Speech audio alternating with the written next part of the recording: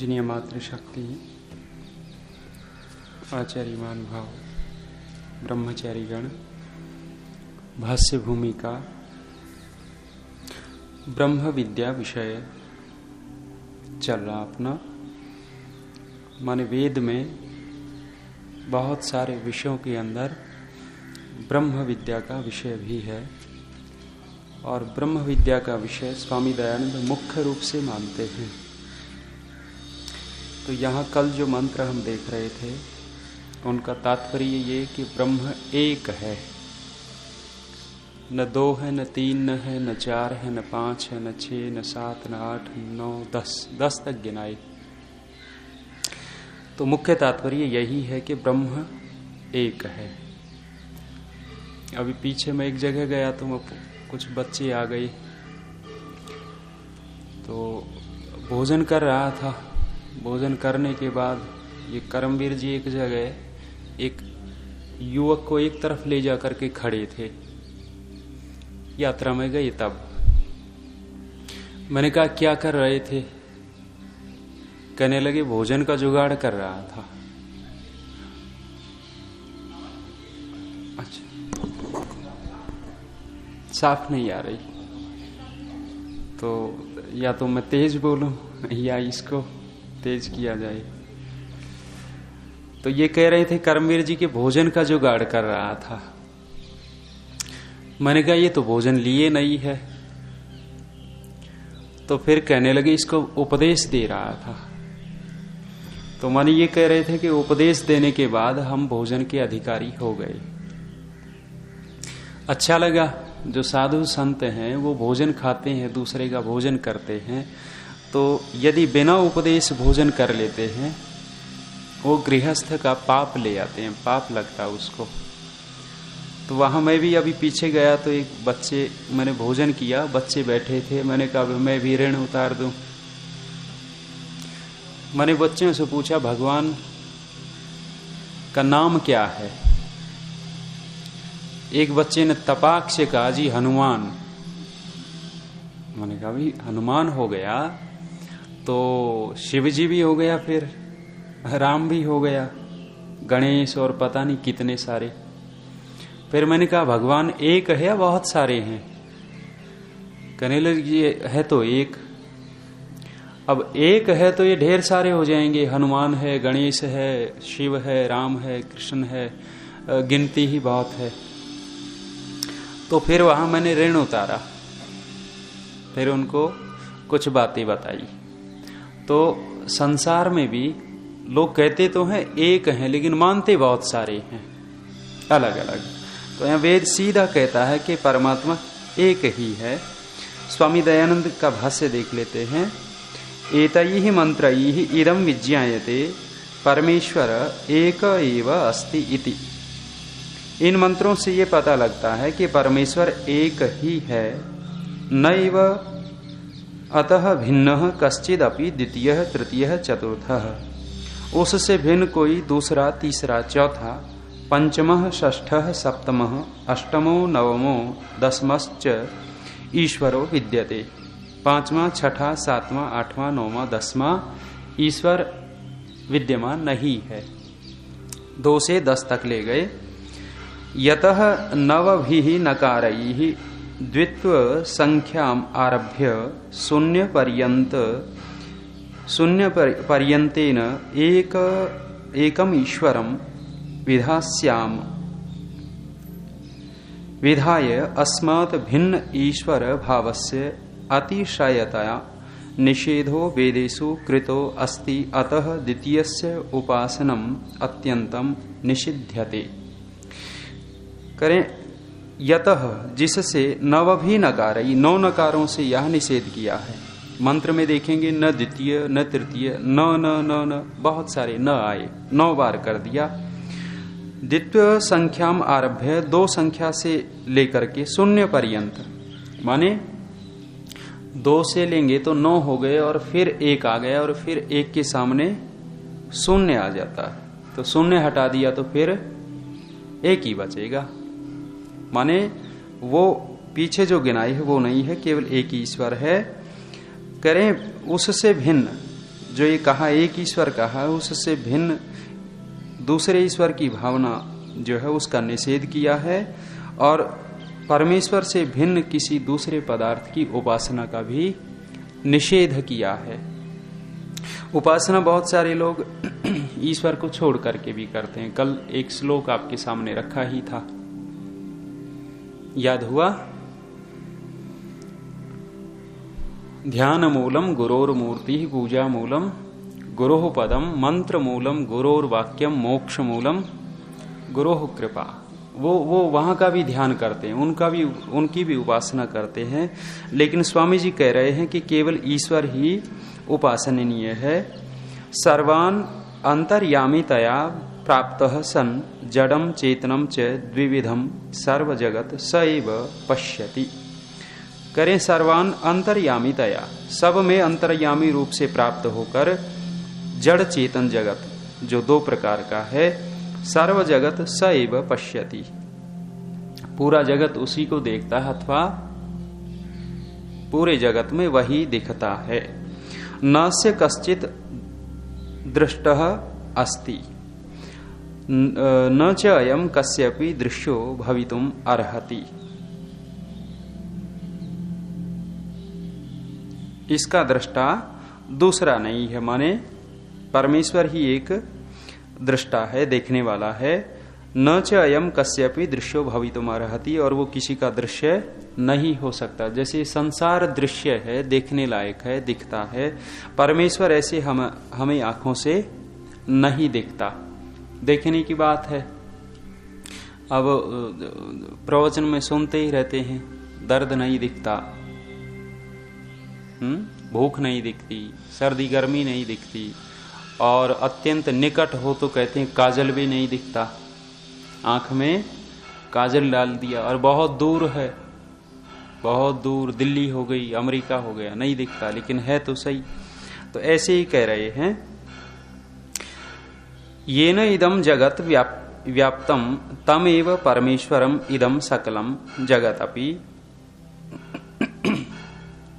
येन इदम जगत व्याप्तम, जिसने उस परमेश्वर इस जगत को व्याप्त किया, तमेव परमेश्वरम इदम सकलम जगतपि, वो परमेश्वर इस सकल जगत में व्याप्त है। निश्चितम प्राप्तम अस्ति, निश्चित रूप से प्राप्त है। व्यापकात व्याप्यस्य संयोग संबंधात, व्यापकात व्याप्यस्य, व्यापक और व्याप्य दो बातें होती हैं। जगत व्याप्य है, परमेश्वर व्यापक है, इसमें व्याप्त है। इस संबंध से यतः सर्व सहते तस्मात् स एव एष सहो अस्ति, स खलु एक एव वर्तते, वो एक ही है। न कश्चित् द्वितीय तद अधिक तत्तुल्यो व अस्ति, कोई भी उससे अधिक और उसके तुल्य नहीं है। बड़ी बात कही, परमेश्वर के तुल्य और उससे अधिक नहीं है। बहुत सारे लोग हुए, स्वामी दयानंद यहाँ थे अजमेर में थे, तो रोजाना भ्रमण करने के लिए बाहर जाते थे। बाहर जाते तो वो देखा ना, वहां चित्र छपा है, एक रहट को स्वामी दयानंद ठेल रहे हैं और पानी से हौज भर रहे हैं। रोजाना पहलवान भरता था, उस हौज को पहलवान भरता और थक करके चूर हो जाता, उसका व्यायाम इतना ही होता था। एक दिन स्वामी दयानंद जल्दी आए हैं और स्वामी जी ने वो हौज भर दिया और अपने आगे और टहलने चले गए। पहलवान आया है, उसको आश्चर्य है कि किसने ये हौज भर दिया, मेरे से भी बढ़ करके है कोई। जब महाराज आए तो महाराज से पूछा, महाराज ये आपने किया है क्या? हाँ भाई मैंने भर दिया। अरे बोले थके नहीं? स्वामी जी कहने लगे मेरा तो व्यायाम भी पूरा नहीं हुआ, इसलिए मुझे दौड़ लगाने और आगे जाना पड़ा।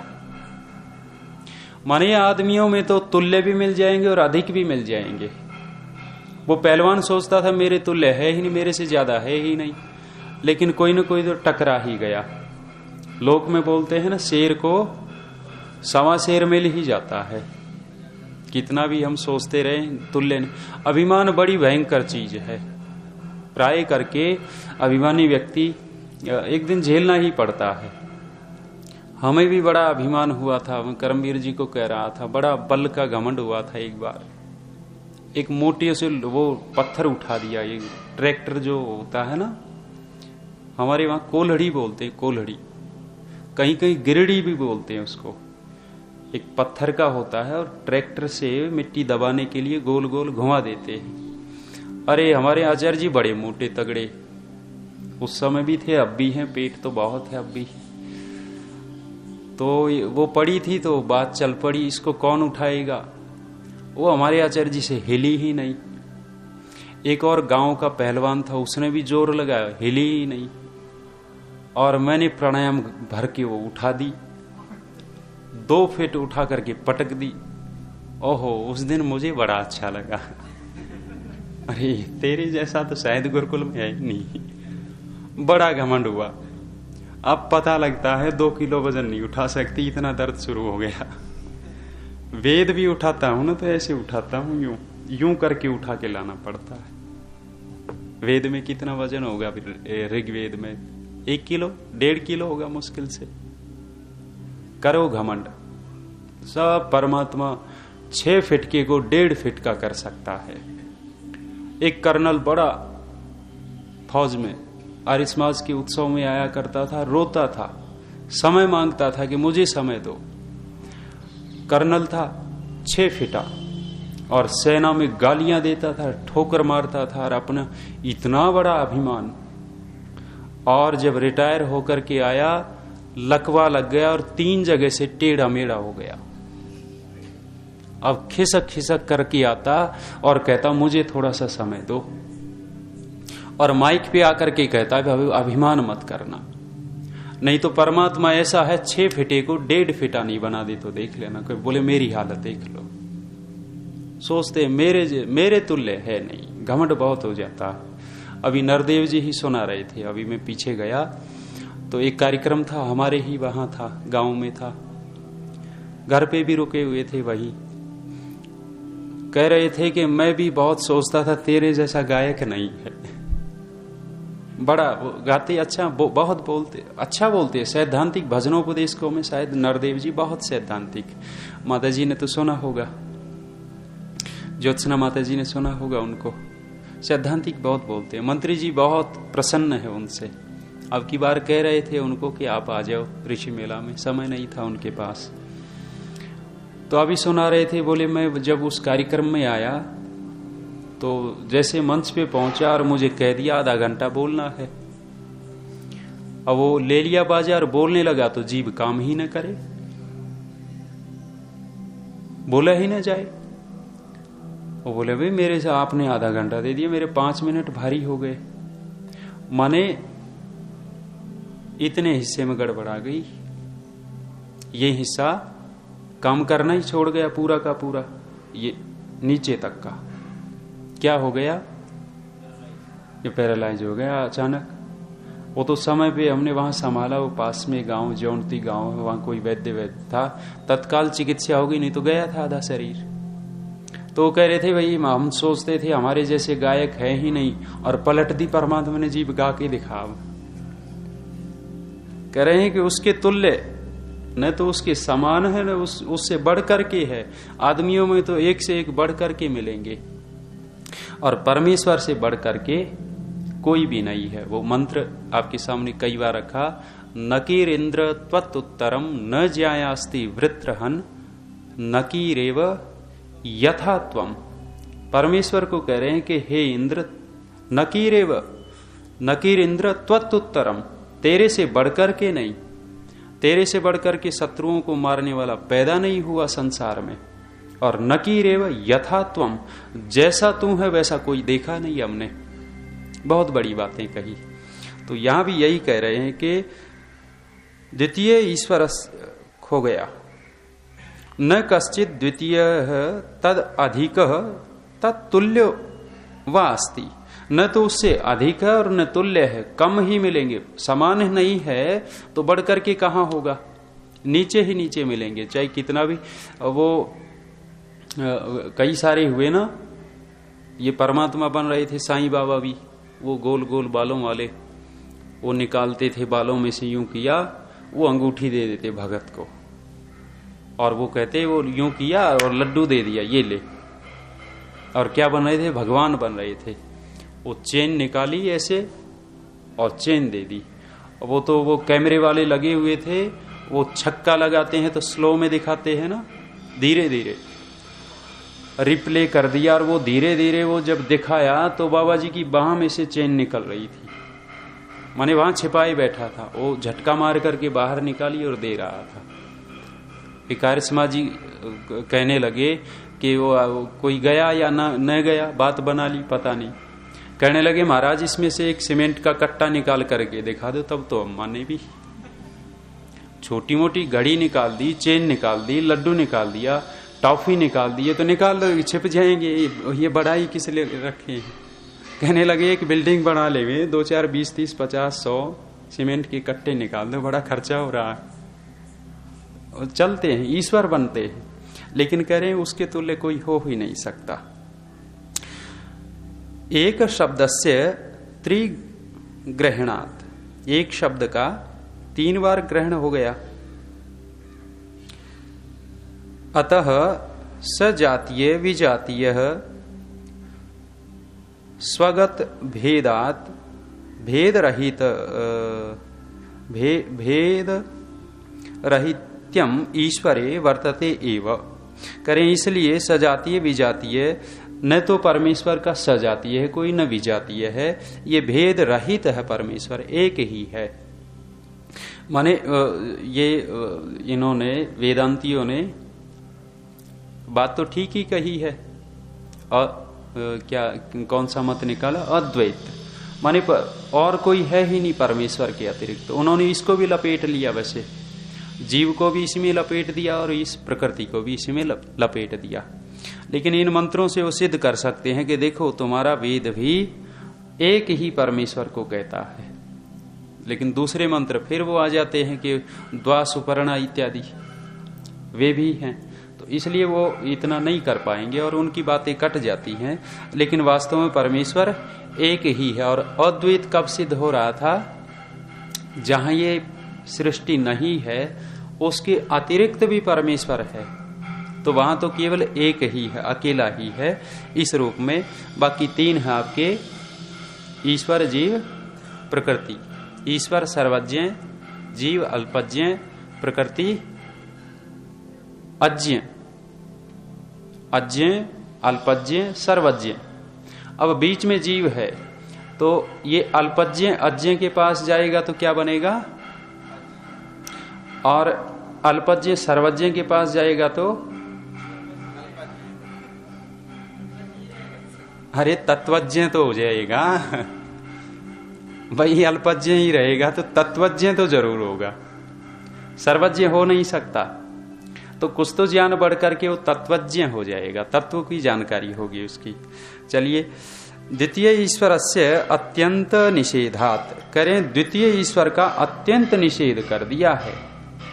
स्वयंभू कह रहे थे रावण ने सीढ़ियां बना ली थी ओ स्वर्ग तक जाने के लिए। कह रहा था मैं ईश्वर हूं, और वहां कोई बैठा है भोला शंकर, तो उसी से जाकर के हाथ मिलाएंगे। नीचे से सोना है, कहते हैं ना स्वर्ग तक सीढ़ियां बना दी थी। कल्पनाएं कस्मात, क्यों? एक वृत्त एक एव इति उक्तत्वात् स एष एक वृत्त एकेन चेतन मात्रेण वस्तु नैव वर्तते।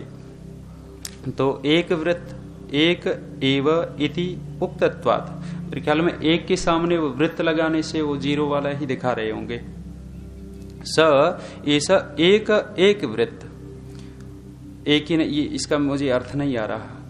एकेन चेतन मात्रेण वस्तु न एव वर्तते, आगे देख लेंगे। इस पंक्ति का मेरे से अर्थ नहीं हो रहा, विचार कर लेंगे। पुनः एक एव असहाय सन य इदम सकलम जगत, कुछ कह रहे? सुनने ही है ना, वही होगा, फिर भी देख लेंगे दोबारा।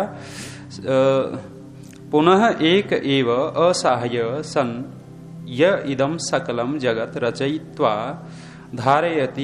धारयति इत्यादि विशेषण युक्त अस्ति तस्य सर्वशक्तिमत्वात्। पुनः एक एव असहाय माने वो एक ही है और दूसरे की सहायता नहीं लेता। असहाय होता हुआ माने दूसरे की सहायता न लेता हुआ, यह इदम सकल जगत, जो पूरे सकल जगत को, संपूर्ण जगत को रच करके धारयति धारण करता है, इत्यादि विशेषण युक्त अस्ति, वो इत्यादि विशेषणों से युक्त है, अर्थात जगत का धारण करने वाला है। और कह दिया तस्य सर्वशक्तिमत्वात्, उसके सर्वशक्तिमान होने से, माने परमेश्वर सर्वशक्तिमान है। और वो 7वें समोल्लास में आपने पढ़ा होगा तो क्या कह रहे हैं, कह रहे हैं जी सर्वशक्तिमान है। तो स्वामी जी ने कहा कि जैसा तुम सर्वशक्तिमान मानते हो वैसा सर्वशक्तिमान नहीं है। अब वो कहे कि सर्वशक्तिमान है, एक बिल्डिंग भी खड़ी कर दे हमारी, बना सकता है, लेकिन ऐसे नहीं, उसके नियम कानून है। और दूसरा सर्वशक्तिमान का यही अर्थ किया स्वामी जी ने कि वो अपने काम करने में दूसरे की सहायता नहीं लेता, यही उसकी सर्वशक्तिमत्ता है। जीव अकेला कुछ भी नहीं कर सकता बिना सहयोग के, या तो परमेश्वर का सहयोग होता है या मनुष्य का सहयोग होता है। छठी समोल्लास में एक श्लोक दिया मनु का, यद्यपि सुकर्म कर्म तदपि एकेन दुष्कर्म, करें छोटा सा भी सरल से सरल काम भी एक के लिए भारी पड़ जाता है, दूसरे का सहयोग चाहिए ही चाहिए। अस्मिन् सर्वशक्तिमति परमात्मनि सर्वदेवाः पूर्वोक्ताः वस्वादय एक वृत एकाधिकरणा एव भवन्ति। इस सर्वशक्तिमान परमेश्वर में सारे के सारे जो पूर्वोक्त देव गिनाए 33 देवता, वो इसी के आश्रित हैं। एकाधिकरणा एव भवन्ति, इन सब का एक ही अधिकरण है, परमेश्वर है। अर्थात प्रलय अनंतरम तत्सामर्थ्य प्राप्त्यै एक कारण वृत्तयो भवन्ति, अर्थात प्रलय के बाद भी उसी के सामर्थ्य से को प्राप्त करके अपने कारण में लीन हो जाते हैं और वो बचा रहता है। एवं विधाः च अन्ये अपि ब्रह्म विद्या प्रतिपादकाः स पर्यगात् शुक्रमकायम् इत्यादयो मंत्रा वेदेषु बहवः सन्ति। करें इस प्रकार के जो परमेश्वर को सिद्ध करने वाले मंत्र हैं वेद में ढेर सारे हैं, जैसे सपर्यगात् शुक्रमकायम् इत्यादि, इस प्रकार के मंत्र बहुत हैं। ग्रंथाधिक्य भिया नत्र लिख्यन्ते, ग्रंथ मोटा न हो जाए गुरु ग्रंथ साहब जैसा, इतना मोटा करे हैं इसलिए नहीं लिख रहे। वो वेद के भाष्य करते समय आ ही जाएंगे। वो गुरु ग्रंथ साहब इतना मोटा क्यों है? हाँ, वो संकलन किया था, बताया भी था आपको। इनकी कमेटी ने एक योजना बनाई, करें भाई ये हमारे गुरु ग्रंथ में केवल हमारे गुरुओं की ही वाणी होनी चाहिए, दूसरा नहीं होना चाहिए। और ये जो इनके ग्रंथी थे, बड़े बड़े ग्रंथी इन्होंने बुलाए अकाल तख्त ने, और बुला करके कहा कि इसमें से जो दूसरी बातें हैं, हिंदुओं की बातें हैं, वो निकाल दो और केवल हमारे गुरुओं की बातें हैं वो ले आओ। निकाल करके समय दे दिया। अब निश्चित समय पर वो पहुंचे, उन्होंने कहा कि निकाल दिया? हाँ जी निकाल दिया। लाओ ग्रंथ। ग्रंथ दिया तो खोल के देखा, अरे जल्द ही है, अंदर का तो गायब ही हो गया। माने यदि वो चीज निकाल देवे तो कुछ बचता ही नहीं। तो स्वामी दयानंद कह रहे हैं इतना मोटा बनाने की जरूरत ही नहीं हमें, क्योंकि वेद भाष्य करते समय इनके ग्रंथ में ये क्या है, कबीर जी की बहुत सारी वाणी है, दूसरे जो संत हुए उनकी वाणी, इसलिए इतना मोटा बन गया। नहीं तो इनके गुरुओं की बहुत थोड़ी वाणी है।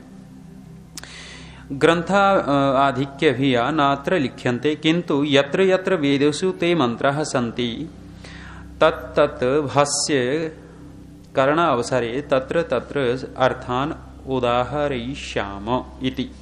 करें किंतु जहां जहां वेदेषु ते मंत्राः सन्ति, जहां जहां वे मंत्र हैं वेद में, तत्तत् भाष्य करण अवसरे, जब उसका भाष्य स्वामी दयानंद भाष्य में तो लगे ही थे, करें जब जब उसके भाष्य का अवसर आएगा वहां वहां उसका उदाहरण दे दिया करेंगे। भी ये ईश्वर परक है, ये प्रकृति परक है, ये जीव परक है, ये विज्ञान परक है, जो भी होगा ऐसा।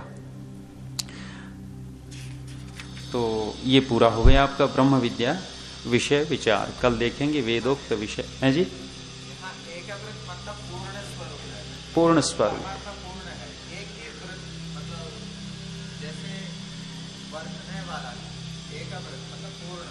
हो हो, एक वृत्त कोई खोट रहित, फिर भी देख लेंगे, एक वृत्त माने खोट रहित। ठीक है, चलिए समय काट दिया आपका, कब देखेंगे।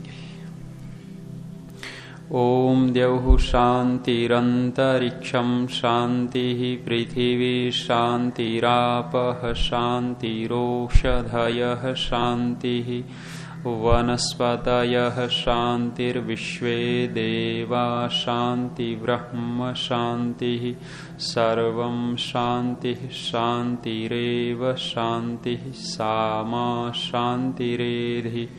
ओम शांति शांति शांति। सबको साथ।